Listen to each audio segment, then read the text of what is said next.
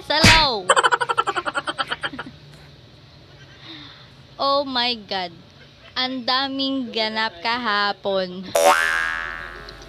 Di na ako nakapag-video dahil wala na akong time sa sobrang busy. Kaya eto na yung part 2 ng third episode. Ha? So yun na nga guys, sobrang kaloka. Nag-visit dito si Angel. Si Sisi Angel. At ang dami namin pinagkwentuhan, ang dami naming tawa nung time na yun. Kung ano lang ang pinagkukwentuhan namin. Tapos ang sabi ko pa sa kanya, ang tingin ko talaga sa'yo si Miss Basticoy. So, ayun. Tapos sa pagkwentuhan pa namin yung about yung na-photocopy ni Kuya Makoy, sabi ng customer, Kuya, mukha naman ako ditong Jollibee.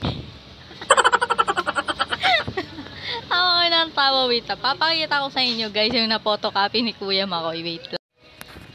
So, ito siya guys. Nandito siya. Pag nakikita ko, natatawa pa talaga ako. So, ito siya guys.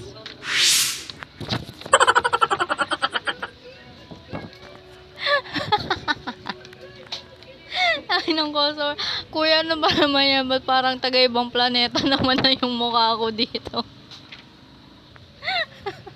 Namalter yung mukha ng customer. Tawa ng tawa dito si Kuya Makoy nung nakita niya. So, kahit ako, tawa ako ng tawa. Diyos ko lang, maluha-luha na ako ng tawa. Ay, nako, guys, talaga. Ang daming ganap talaga kahapon. Sobra yun.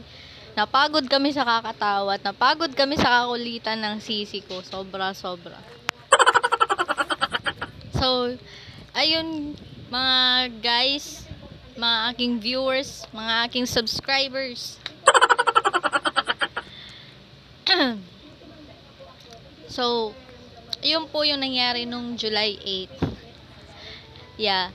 So, yun yung aking Dear Diary ng July 8. So, kung gusto nyo pa masubaybayan ang buhay ko, yung mga marites dyan na gusto malaman ko ano nangyayari sa life ko. So, ayun. Mag-subscribe lang kayo dito at ano yun?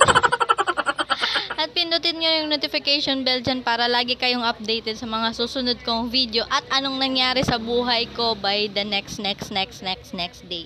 Okay? So, see you on my next video. Bye!